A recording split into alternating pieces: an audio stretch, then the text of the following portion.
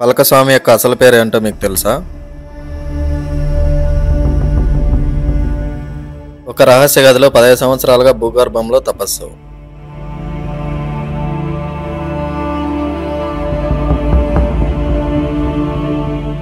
కోటి ఒక శివలింగాలు కేవలం మౌనంతోనే సాధించారా?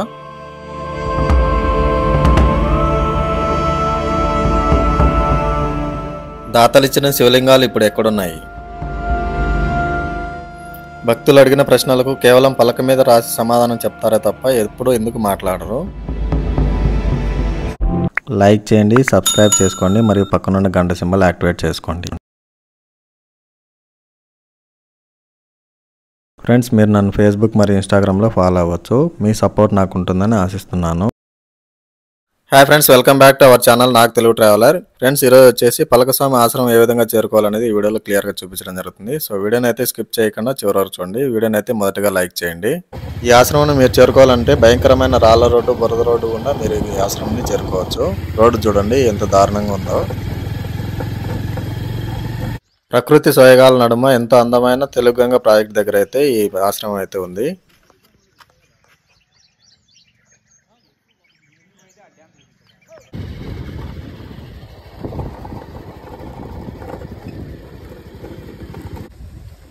ఇక్కడ కూడా మెట్లు ఎక్కడానికి కంపలు అయితే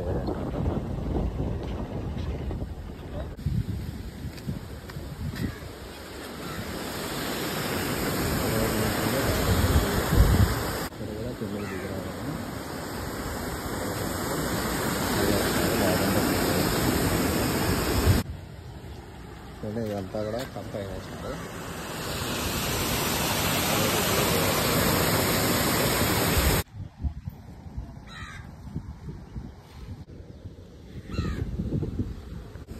హాయ్ ఫ్రెండ్స్, ట్రైన్ వచ్చేసి కడప జిల్లా మైదుకూరు దగ్గరలోని దువ్వూరు దగ్గర తెలుగుగంగ ప్రాజెక్ట్ దగ్గరలో కూడా పార్క్ చూడండి. ఇక్కడ నుంచి చూసి మీకు తెలుగుగంగ ప్రాజెక్టు మరియు పార్క్ కనిపిస్తుంది. చూడండి, రైట్ సైడ్లో పార్క్ కనిపిస్తుంది. ఇక్కడ మనకి నీళ్ళు అయితే మొత్తం కూడా ప్రవాహం పోతుంది. గేట్లు అయితే రిలీజ్ చేసినారు. ఇక్కడ దగ్గర నుంచి చూద్దాం రండి. చూడండి, నీళ్ళ ప్రవాహము ఇటువైపు నుంచి నీళ్ళు, అటువైపు నుంచి నీళ్ళు అయితే తిప్పుతున్నాయి. మొత్తం 2 గేట్లు అయితే ఉన్నాయి. ఇక్కడ 2 గేట్లు వదిలేసినట్టయితే ఇంకా నీటి ఫ్లో ఎక్కువ అయితే ఉంటుంది. ఇక్కడైతే కొంచెం లైట్గా అయితే నీళ్ళు వెళ్తున్నాయి. ఇటు సైడ్ అయితే గేట్లు ఉన్నాయి, చూద్దాం రండి. ఇక్కడ మీరు చూస్తున్నారు కదా, ఇదే గేట్లు అనమాట. పెద్ద ఐరన్ రోప్తో అయితే గేట్లని కట్టేసినారు. చూడండి, ఈ గేట్లు మొత్తం ఎత్తేసినట్టయితే తెలుగుగంగ ప్రాజెక్టులో నీళ్ళన్నీ కూడా డౌన్కి వెళ్ళిపోతాయి. ఇటువైపు కూడా ఇంకొక గేట్ ఉంది చూడండి, దీనికి కూడా ఐరన్ రోప్తో గట్టికి కట్టేసినారు. చూడండి, ఇక పక్కన చూసినట్టయితే ఇక్కడ నుంచి వ్యూ అయితే చాలా ఎక్సలెంట్గా అయితే ఉంది. తెలుగుగంగ ప్రాజెక్ట్ మొత్తం కూడా చూడవచ్చు ఇక్కడ నుంచి మీరు.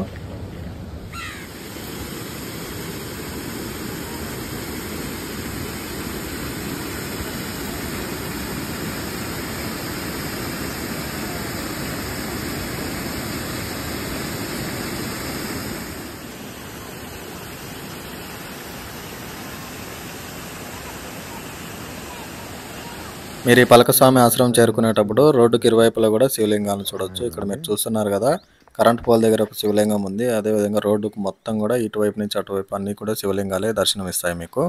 ఇదే పలకస్వామి యొక్క ఆశ్రమం అన్నమాట. చూడండి, మంచి మంచి గ్రానైట్ రాళ్ళను ఉపయోగించి మరి ఆశ్రమం ఎంతో నీట్గా అయితే తయారు చేయడం జరిగింది. ఇక్కడ కూడా మీరు ఒక శివలింగాన్ని చూడొచ్చు. మండపం కూడా ఏర్పాటు చేసినారు. పూజలు కూడా ప్రతిరోజు జరుగుతూ ఉన్నాయి. చూడండి, మార్బల్ వర్క్ అయితే అంతా అయిపోయింది. చాలా బాగుంది అసలు చూడ్డానికైతే. ఇక్కడ మీకు లెఫ్ట్ సైడ్లో చూసినట్టయితే ఇవన్నీ కూడా శివలింగాలు చూడొచ్చు మీరు.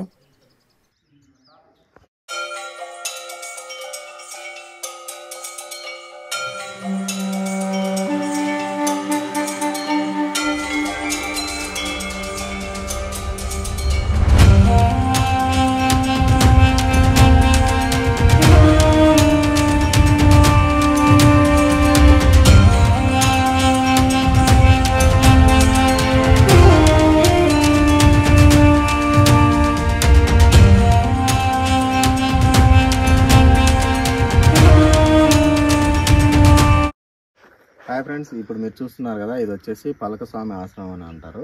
ఈ పలకస్వామి ఆశ్రమానికి స్వామివారు వచ్చేసి చాలా మంది దాతల దగ్గర నుంచి కొన్ని వందల విగ్రహాలు అయితే సేకరించడం జరిగింది. ఇన్ని విగ్రహాలు సేకరించిన తర్వాత ఆయన అయితే మౌనంగా ఉంటాడు.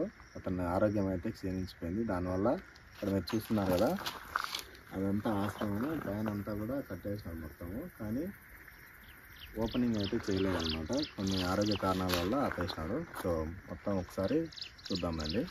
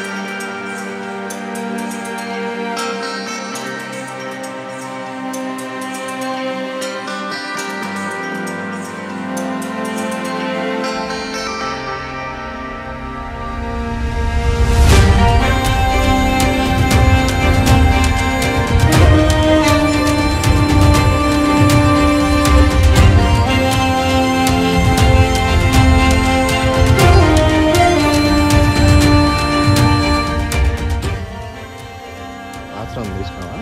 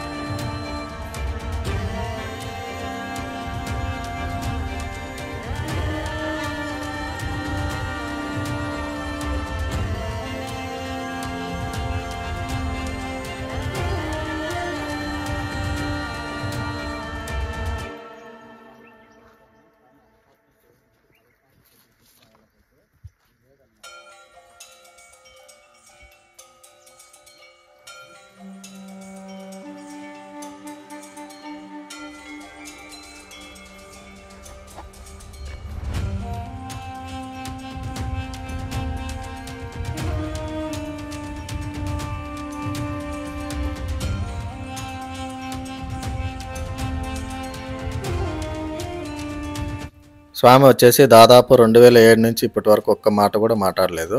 స్వామికి మాటలు వస్తాయి కానీ 2007 నుంచి మాట్లాడడం మానేసినాడు. మనం ఏం అడిగినా సరే పలక మీద సమాధానాలు అయితే ఇస్తూ ఉంటాడు స్వామి, పలక స్వామి.